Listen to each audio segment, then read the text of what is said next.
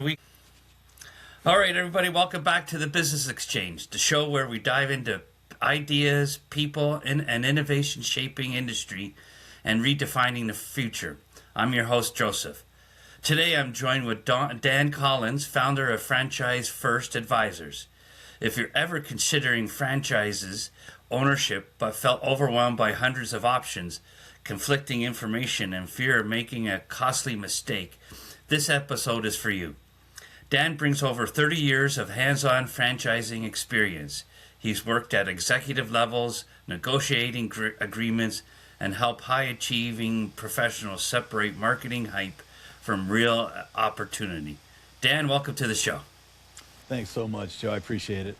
Yeah, great. So, what first pulled you into the franchising world over 30 years ago? Yeah, I'll tell you honestly, it was a little bit even longer than that ago. When I was a kid, my friends wanted to go to the movies when I was 13. I didn't have enough money to go to the movies, so I went and got a job as a dishwasher. It just happened to be a franchise restaurant. And I remember after 2 weeks, I got $103 was my net paycheck. And it was a $100 bill and three singles. And I had never seen a $100 bill before. And when my friends asked me to go to the movies, I said, no way, I'm going to get another $100 bill. And that's how I started. I ended up working my way through college as a restaurant manager in franchises. And then when I graduated, I got into operations for a couple different restaurant concepts. And then transitioned, 25 years ago into business development, where I help professionals investigate franchise opportunities and then eventually join brands. Oh, excellent. So, from your experience, what separates thriving franchises from those who struggle? Let's see. Thriving franchises, the business model itself has to make money for people. That's the bottom line. You know, when I was consulting with people, I used to help them. They would all call me and say, hey, help me sell my franchises. We know you're great at that. Honestly, I think I'm a horrible salesperson because if I don't believe that it's going to benefit the person, Yeah. I'm not going to show them something that I think they're going to Yeah. lose their money at. So I said, listen, this doesn't make money for people. Let me help you fix it. So that's what started my consulting business. And that was 2009, I think. And I would just change whatever wasn't optimized because franchisees want it to be very simple so that they can execute concept. And if you don't show them the simplest way to get the desired result, they're going to find the simplest way. It might not even be the desired result, but they don't care because it's simple. So I would go and help them fix their processes, sometimes change their equipment, their food manufacturers, whatever the concept was, I would optimize it. And then I ended up never selling it because to me it wasn't worth whatever they were asking, or it wasn't worth the effort you had to put in for the Right. results that concept would get. So, so I just ended up, it felt great for me because I knew, A, I was helping the brand get better and be more profitable. But God forbid somebody actually bought one of those, then at least they had a fighting chance to make some money. Yeah. Yeah, for sure. So, what's the biggest misconception people have about franchising? There's a couple of those. Number one is you have to be a multimillionaire to even get involved. Because there's brands out there where if you want to be, they call it the man in the van. If you want to be the person that's actually in the franchise going around and doing whatever services there are, you can get in for as little as $100,000. And again, there's financing for this type of stuff. As long as you have good credit, usually it's about 680 minimum credit score that they're looking for, but you'll probably need to have about $60,000 at least cash available. So you do have to have some savings to get involved, but you don't have to be a multi-millionaire. And franchising isn't just McDonald's and Burger King. Yeah. There's so many different kinds. I'm a big fan. What I look for when I'm helping people find a franchise investment, I want to have something that's recession resistant. I want something that's Amazon proof, and I want something where AI is only going to help. So Right. I want something, no matter what the economy is doing, you're going to have a great chance at being successful. I don't want wild, revenue swings because then you're in starvation mode when something goes wrong. I want Yeah. something that's necessary.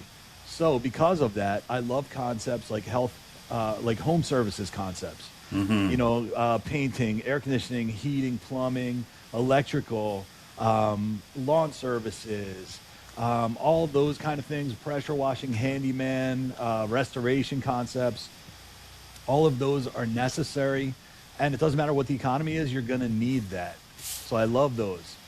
Some are a little bit more complicated when you have, plumbing, heating, electrical. Those you need licenses and certifications. Right. But the ones I love some handyman services. There are really it's a little bit of an elevated position rather than a fast food employee's first job. So you don't have as many headaches as you do teaching kids what work is when you're in the restaurant business. So you have a little bit less headaches with the employees. But then again, that is a necessary that's a necessary service, and it's something that your people can learn readily from the brands, and that's what you're buying, the systems from the brands. Excellent. Yeah, that's right. So have you seen people choose the wrong franchise by trusting the pitch? What red flags should buyers immediately watch for? Sure. Yeah, that's you're right. I mean, I've seen people lose their life savings over my career, but I've done this for a very long time. So some things stand out to me immediately. So first of all, when they're trying to sell you really hard on their concept, they shouldn't have to sell you on it. What it should be a two-way interview. You're interviewing them, seeing if you think it would be a good fit, and they're interviewing you to see if you'd be a good cultural fit. My goal when I'm helping people, I kind of work as that intermediary. First off, it doesn't cost anything to work with me because I do get paid by whatever brand if you decide to go ahead and purchase that brand. My goal is to make sure it's a good fit and you have a great chance at being wildly successful. So I want to make sure that, number one, it's going to fit your personal goals, your lifestyle goals, and it has to be realistic, with regard to your finances. Everyone can say, oh, sure, I want to be a Rolex broker. That would be great, but not everyone has the money to do that. You might have to start with one van and then spread to a fleet of vans and go from there. That's how you grow. A lot of people grow from one to multiple to different brands. So it has to be, you have to have your expectations in place. And I do that with people. I set expectations. But then also, I kind of let them know, look, I want to make sure that you're one of the top performers in this brand. This isn't, it's a lot more fun to be a top performer. You're making money. You're paying your people well, which takes more headaches off of your plate because now they're thinking like owners because they know I'm going to get bonused based on these key performance indicators that make the business successful. That's what you want them to do as the franchise owner. You want them to hit those numbers that make you money. And then when it makes you $1, you're happy to pay them a dime. They're happy because it's a big chunk to them. Another thing is employees, you have to explain the finances to the employees when you're setting up those bonus programs because employees think whatever the number in the register is at the end of the month, you're putting that in your pocket and taking that home. They don't understand. I have to pay the rent on this place. I have to pay you, insurance, electrical, all these other things. So until we hit this number here, we're not making anything. It's costing me money. So once we hit this number, then we start to make a little profit. Then I have to pay the bank back for the money I borrowed. After that, we make a profit. Then you start getting a bonus. And the bigger the profit we make, the bigger the bonus you get. So that's I have to set those expectations for them to have those discussions as well. Let's see. Other expectations or other red flags that I would look out for is once I start looking at the franchise disclosure document that everyone's required to give out, when I see that the fees are too high for what they have, you're not really showing me the value for what I'm paying. So that's a concern. Other things that I look for, there are 4 things that I look for when I'm referring brands to people. Number one, the concept has to have legs. There's concepts out there that people are like, oh, wow, this is cool. And it's on Instagram and TikTok and all of that. And it's flashy and whatever. Yeah, that's great. But number one, it's really not that different from something else that's happening. That brand just has a little sizzle right now, which is great. But you're going to sign a 10-year franchise agreement. I can't afford it to be that little sizzle is what sells you because I have to have it be popular all the way through those 10 years. You need to make money the entire time. The second thing I look for is I want to see leadership that has done this successfully before. Right. I want to hand you off to someone that's going to take care of you and make sure that you're going to be successful. Number 3, they have to have great operational support. I want to see, because they're responsible. As soon as you sign up, they're responsible to welcome you, train you, get you Yeah. up and open. If you have to find real estate for your concept, they're going to have a team that helps you do that. So I need to make sure they have all those things in place. And then after you're up and open, they still support you operationally. And then number 4 is you have to have good marketing. I didn't really respect marketing as much as I should have when I was younger, because I used to be the guy in the restaurant at 8 o'clock at night on Saturday serving all the guests, and the marketing guys were out with their girlfriends at dinner. Yeah. And I was like, wait a second, I'm doing all the work here. But then I realized, wow, if I wasn't, I wouldn't be this busy if it wasn't for what they did all week. Yes. Yeah. So I really appreciated that. You have to get those people in the door. Otherwise, you open the door and tumbleweeds come in, you're in trouble. But you open the door, people come in. Now it's on the franchisee to execute the brand as best as possible, because now it's your opportunity to get them back. Gotcha. So, what financial questions are most people afraid of to ask the franchisor? Let's see. Well, I'm pretty clear on what the financial requirements are to begin with, the qualifications. So we'll say, most of the time it's a minimum of $150,000 net worth, and then usually about $100,000 liquid capital. And that doesn't mean you have it in the bank. That means you can get it, like you have it in investments or something like that. So it's readily liquidable. Then the other thing is, people, again, think you have to have millions of dollars to do this. That's not true. Franchisees are some of the most successful people I know, both professionally and personally. But they didn't all start out, as multimillionaires. Some people started out working that first location. Most of the people that come to me now don't work in the van, don't work behind the counter. My franchisees typically come in and buy multiple locations.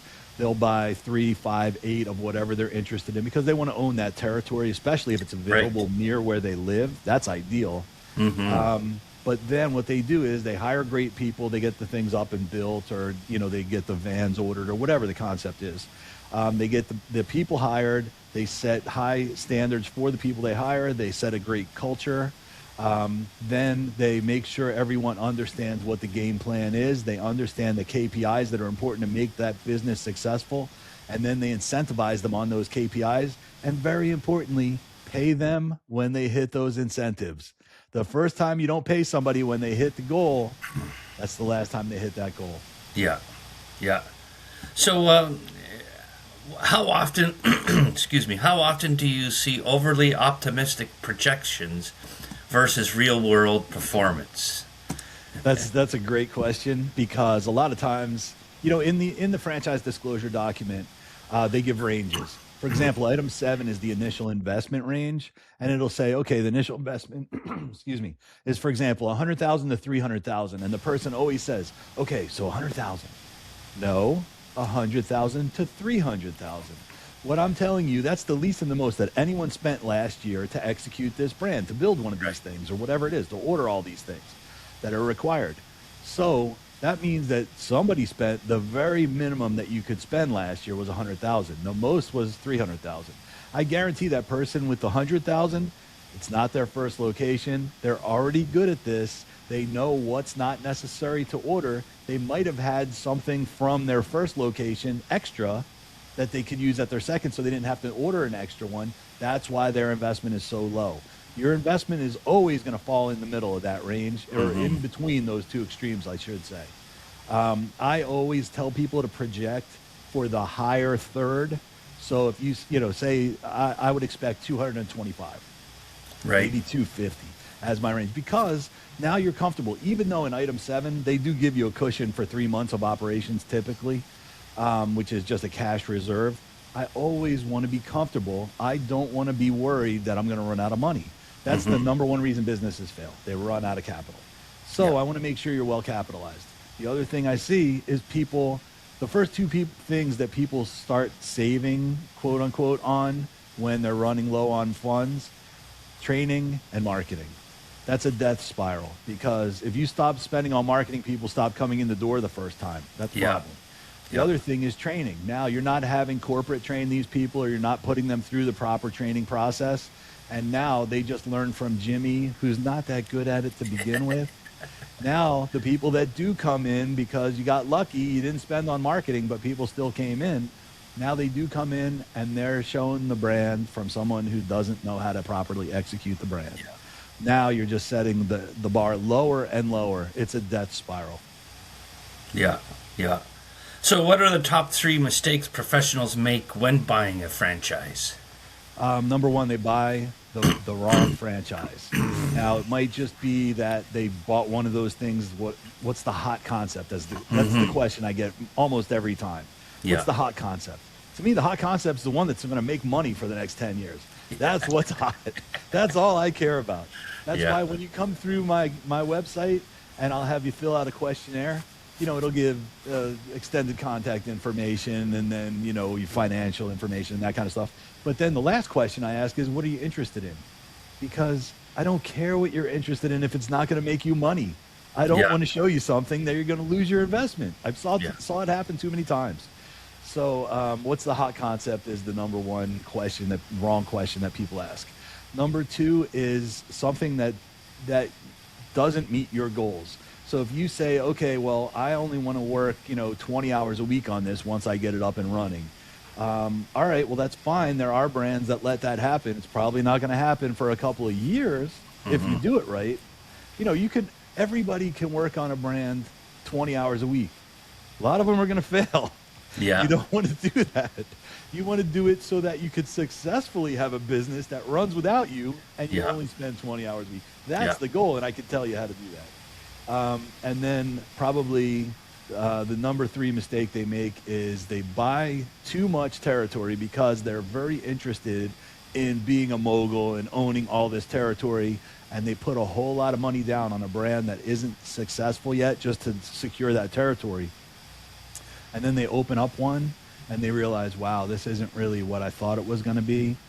And now they have to open 4 more and they don't want to. They don't want to do that. So let me explain how all that stuff works to you. What I do 90% of my time is I educate people. Yeah. So, what clauses inside franchise agreements do buyers misunderstand the most? Let's see. Most of the time, I'll tell you right now, the franchise disclosure document and the franchise agreement are completely one-sided. You're going to go in and think that this is going to be fair. It's not fair. It's one-sided, and the one side should be to protect the brand. Yeah. What I'm saying is you're going to be a good franchisee. You're going to do everything the right way. Fantastic. You should never have to look at that agreement again. But the person who is in the contiguous territory towards you, they're right connected with you. They're not doing things the right way. All of a sudden, they're selling hot dogs out of the back of their van. Not something that we do. They're making you look bad. They're giving you a black eye because it's your brand. Well, that agreement should give the power to the franchisor so they can stop that person from being a bad actor.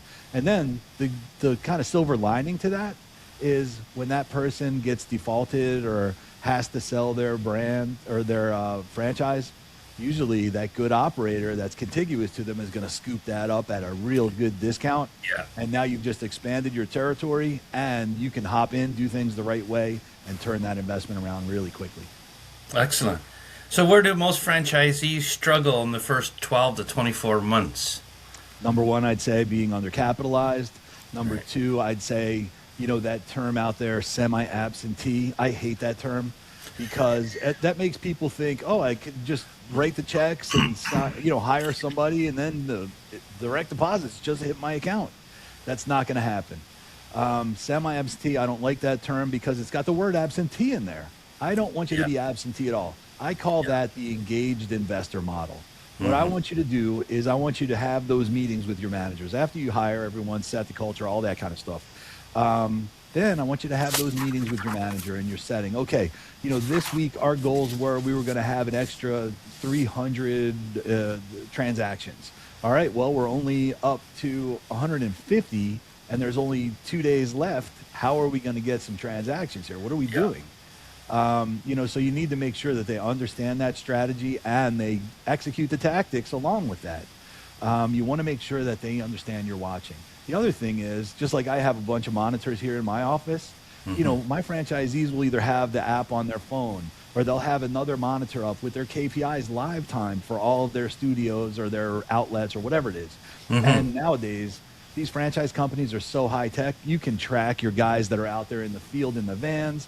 You can see exactly what's going on in the cash register all the time. So you just have another little monitor here that's running that all day long. So you know Yeah. exactly what's going on.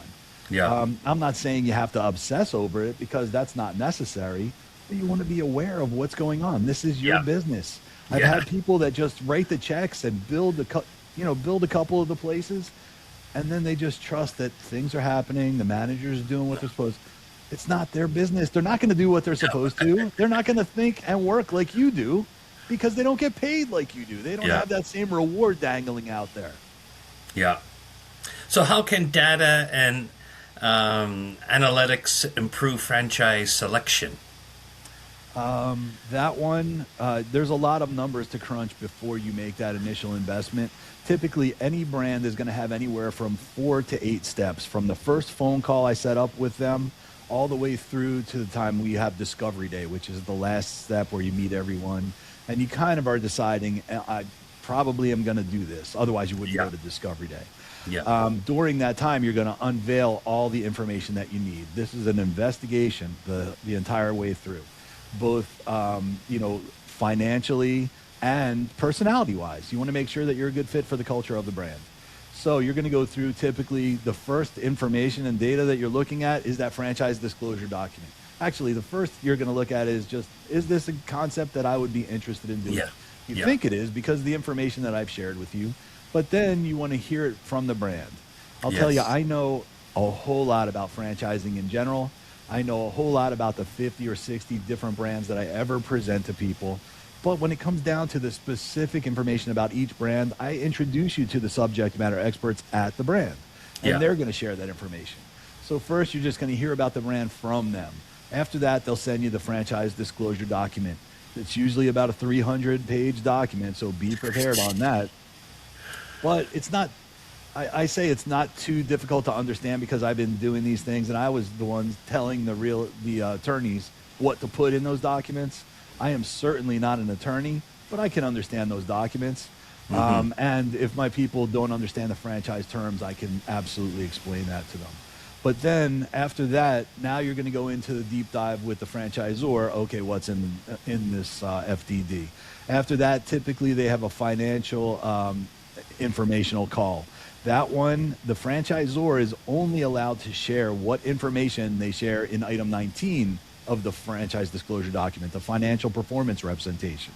That's where they have an opportunity to tell you whatever they want about their brand in financial terms. Most brands, I think 2/3 or 3/4 of brands actually put something in item 19 and share financial info. But most of those brands only put top line sales, and they might break it down into different quartiles or something like that. And make no mistake, they're trying to make it look good. They want it to look Yeah. attractive to you. So you have to look. If there's a little asterisk somewhere, make sure you read what the asterisk is.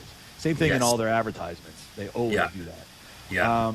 But again, you're going to get more and more information every phone call you have with them. And then typically with my clients, I have a phone call after every one of their meetings with the brand to make sure that they understand or they don't have any more reservations. If they do, they'll tell them to me and I'll say, okay, it's either time to pull out, which it rarely is because I know the brands that and trust the brands that I'm handing them off to. Or, okay, this is what you want to ask them to clarify on the next call. Gotcha. So could AI tools help analyze FDDs, market competition, and unit economics? It can. It depends on the information, where it's gathering the information or what information you're putting in there. You can go in and say, okay, compare this one to that one, and it'll spit out stuff that is usually in the FDD. But really what you want to do, number one, you would have to make sure that that information is accurate. But the reason that I wish that everyone would call me before they invested in a brand is because, number one, it doesn't cost anything extra to work with me, and you're not going to save any money going to do this without me. But I have 40 years of experience not only operating franchises, but I know how they sell it. I used to run the sales, real estate, and legal teams. But then I also know the people and the personalities behind those brands. So, like you started with on this call, there's a lot of great marketing. There's a lot of great salespeople out there. I don't think I'm a great salesperson at all. I'm just going to kind of tell you if I think it's a fit or not. But there's people out there that don't care if you ever open the franchise as long as you pay that first check. And then they're like, you're on your own. Yeah. I know who those people are. There's some of those people out there that they have great marketing. They paid for all these awards that they win. There's rarely an award out in franchising that you didn't buy advertising to get. So wow. I'm telling you right now, I know all the background on that stuff, and I know who to avoid, what companies to avoid, what companies are great and support their franchisees the way you should, or the way I think you should. The whole goal in franchising should be make your franchisees wildly successful. Mm-hmm. After that, everything just happens. I never had to cringe when I saw a caller ID pop up on my phone when I was the executive, because I know I never lied to my people. I told you what you needed to know. And by the way, sometimes they might cringe when they see my phone number pop up, because they're calling me to say, hey, these sales aren't what you said. And I'm saying, I gave you the average sales out of the documents before you were a franchisee, and you're below average. That's because of what you're doing. And what you're doing is you're trusting the managers to do everything. You don't even know the sign-in for the computer to check all those KPIs that I was telling you to give. So you're not doing the minimum requirement, and now you're complaining that these things aren't performing. Got to tell you, I'm not surprised. Yeah, exactly. So do you see AI helping franchisees with lead generation, staffing, and operational optimization? I'll tell you, I would depend on the franchisor to be investigating that. I want my franchisees to focus on being franchisees and executing the concept. If you have to figure out, oh, I need AI to help me make this concept better, you bought the wrong concept. Those people should have those systems tight as hell already for you. Yeah. You should just be executing the operations. Those things should be left to the franchisor. I mean, I'm sure everyone's got it in their pocket now. You have the app right on your phone. You can do whatever you want and satisfy your curiosity, come up with some new ideas to suggest, but corporate should be spending that time, effort, and money excuse me, on making those improvements, and then translating that for everybody and getting it out to the system. Gotcha. So how do you stay objective when recommending opportunities? Well, I kind of gave you my criteria where I want to make sure that it's recession resistant. And then not only the home services, but then I love pet and kid concepts as well, because people always spend on pets and kids. I know I spend way too much on my dog. But then also there's a few health and fitness concepts that I like, and it's mainly because I know they're not a flash in the pan concept and they put off great profits. But so that's kind of the criteria I go for. And then, when I have every third person that comes to me says, I want to buy a restaurant, and I tell them, no, you don't. And they said, no, you don't understand. I've been saving my money for 15 years. And my dream was always to own a restaurant. And I said, well, I worked my way through college as a restaurant general manager. And franchisees look for three things when they're looking at a franchise investment. They want a relatively low initial investment. They want no headaches, and they want to make a ton of money. Yeah. That would be ideal. Great. Yeah. I want you to do that. Well, restaurants, you have a great big initial investment. You have a ton of headaches because, like I said, the kids, sometimes it's their first time job. They're all making minimum wage plus a little bit. They all don't like coming to work. They might show up, they might not. And then you make a little bit of profit if you do everything right. It doesn't fit the formula. So we're not going to do those. And then I explain to them, this is what you're going to do. And then they tell me, we understand what you're saying, but we still want to do a restaurant. And then I say, no, I'm not going to help you. I don't want to help you lose your money. Yeah. And I literally I had two engineers that told me this 2 weeks ago now, I think. And they told me they were going to do a restaurant anyway. And I said, well, good luck. I said, but what I would recommend is take all that money that you're going to spend on the restaurant and just put it in a pile and light it on fire, because it's less painful and it'll be over faster. Yeah. So can you tell I don't recommend restaurants? Yeah. There's too many restaurants out there. They're building restaurants at 5 times the pace of the population expansion. Oh, yeah. So all you're doing is you're spreading the money through more restaurants. So it's less per restaurant, and now you're going to be in trouble. Yeah. Yeah, same in my area. You know, you drive around and you see, oh, look at that new restaurant. Right. 1 month later, oh, look, they're closed. Oh, look, You a new know, and restaurant where the old restaurant used to be. yeah, Right, exactly. great. How long? It just doesn't make sense. And if anyone would know, I would. I worked in them way too long. I worked Yeah, my way through school in restaurants as a restaurant manager, yeah. 70 hours a week while I was going to school. It was a nightmare. I Wow. would have, looking back on it, I would have never done it. But I did. Please learn from my experiences. I Yes. have a couple of videos on my YouTube channel, and one of my posts says I spent my 20s making my bosses rich. Yeah, I should have become a franchisee and done it for myself instead. I yeah, spent a good 10 years trying to be president of whatever company it was. I really should have just done it for myself a lot sooner. yeah, exactly. All right, I got some real quick questions here. So, Sure.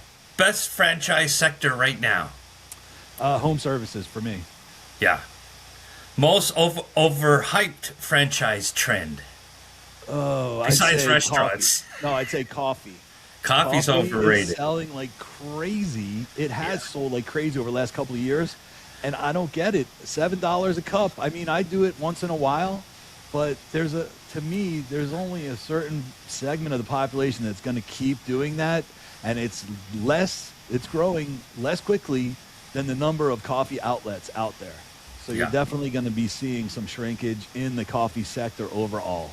Yeah, yeah. Well, for us, it's Tim Hortons in Canada, right? Which is Right. everywhere. But I mean, Sure. it's not Canadian anymore. But the same thing, you know. You only drive 2 minutes and there's another one, and you're Right. wondering how in the world can they do it? But And then, $7. And first of all, $7 for an iced coffee. 80% of that cup is ice. yeah, So it's very profitable. But how long is that going to maintain? yeah, exactly. Yeah, yeah. So, the single biggest question every buyer must ask. Oh, when you're doing your due diligence, you want to talk to some franchisees, and the brands are going to give you probably a list of people to talk to. Yeah, those are the people that are going to say nice things. So you want to make sure you look in the FDD. They Yeah. list all the franchisees in the system. Call people that they didn't give you on the list. You want to talk to Yes. people that were happy, of course. And I always recommend talking to all those successful people that they give you, because you want to find out, what did you do to be the most successful? Yes. Because if you join the brand, those are the people you want to hang out with. You want to maintain that success.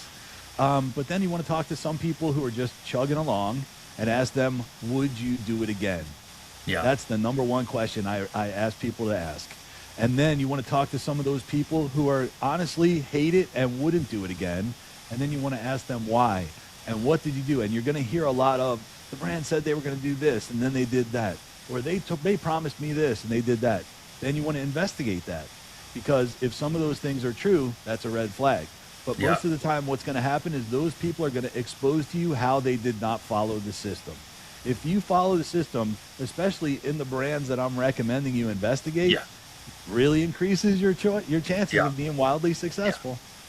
Yeah. And that's what Oh, you're buying, by the way. Don't Yes. buy a franchise and then say, this used to be my biggest red flag when I was the senior vice president. People would come in and say, you know how I'm going to do it at my place? That's a huge red flag. Hopefully you would do it the way that all the successful franchisees are doing Yeah. it. That's Yeah. how you guarantee you're going to make the money. Yeah. It really, I can't say guarantee. You've really increased your odds at being successful Yes. if you do it the same way the successful people are doing it. Yeah, It should yeah. be the way the brand tells you to do it. Yeah, yeah. For brands, they've invested a lot of money into systems, and it's proven out there. And why reinvent the wheel, right? Yeah, that's extra headaches, extra work. Yeah. I get it. You're a creative person. That's cool. What I always recommend people do, just give me 6 months. 6 months of doing it the way you paid for, Yeah. and then keep all those ideas in your head, because you're going to have a dozen ideas before you even start. Mm-hmm. But then the first week, you're going to be saying to yourself, oh, that's why they don't do it that way. Yeah. Right. Oh, Yeah. that's why we do it with our left hand instead of our right hand. Yeah. It's really Yeah. simple stuff that'll expose itself. And you have to realize the brand's been doing it a lot longer than you have. They probably tried all those ideas and they'll tell you why they worked or why they didn't work. And then if you still have those ideas after 5 or 6 months, then get together with the brand, whoever your operational contact is, and say, hey, I'd like to suggest some things. They always have a path to follow for those suggestions. You submit those suggestions, they'll work on them. I know, I worked for Arby's for 5 years. And part of my time there, I was with that team that did the Right. investigation on these new creative ideas. Hmm. And we put a lot of effort and money against it. And when we came up with something good, we ended up put the Yes. documents together and share it with the entire system. Yeah, excellent. So, if someone's listening today and serious about ownership, what's their smartest first step? First step, I'd say, reach out to me and just ask me your first questions. Like I said, 90% of what I do is educate people. Most of the people I talk with aren't ready to become franchisees. Most of it because they still have some saving to do financially, or they have to get a partner or a backer. And some of it is I have to tell people, unfortunately, I don't think you're going to be successful as a franchisee because you don't have the right mindset. Either, they'll ask me, okay, well, how much do I pay myself when I'm setting things up? There is no paycheck. That's what I'm telling you. Unless the business is successful, you don't get paid. You're the last one that gets a paycheck. Yeah. So, reach out to me. You can find me at franchisee and the number 1ST, franchiseefirst.com. You can reach me on YouTube. You'll see me Franchisee First on TikTok and everything else. You can find me on the internet easy. You can't miss this face. It's my profile pic. But yeah, work with me and I'll help you investigate what would be a smart decision. Because again, it doesn't cost you anything. It's not painful to talk to me. There's no reason to be afraid. Yeah. I'll tell you, most of the people, they automatically disqualify themselves when they see one of my videos saying, oh, it costs $1.2 million to build whatever the franchise is in that video. And then they say, oh, I'm not rich. The system is, made to just keep rich people rich. No, people use financing and leverage. Yeah. But you don't know that stuff until you talk to me. So if you're qualified, like I said before, if you have availability of approximately $100,000, net worth of $150,000, there's definitely some things we could do. So please reach out to me, or at least just watch my videos and just educate yourself. Yeah, I'll tell you, exactly. I spent a year and a half creating videos on YouTube to tell people this is what you need to do to be a good franchisee. This is what you should look for in a good franchisor. And nobody watched them. And I was so disappointed because I'm telling people, I don't want to see you fail. Please do your homework. Yeah. And then I started making 45-second videos, and I'm getting 6 million views on these things, Yeah. which are honestly kind of embarrassing to me. But if it lets them, exposes them to these longer educational videos, I'm happy to embarrass myself for it. Please educate yourself. Don't just go in blindly to a brand and listen to their marketing. And there's a lot of slick executives out there. Please don't do that. Yeah, exactly. Dan, this has been powerful. Franchise ownership can absolutely create flexibility, wealth, and control, but only if done the right way. What I appreciate about your approach is that you're slow to process down, strip away the marketing noise, and focus on real numbers, real risk, and real opportunity. So if you're a highly achievable professional considering franchise ownership, the smartest first step in education, not impulse, is to contact Dan. Well, Dan, thank you for being on the show. Really appreciate you I joining. appreciate that, Joe. Great meeting you. Great talking.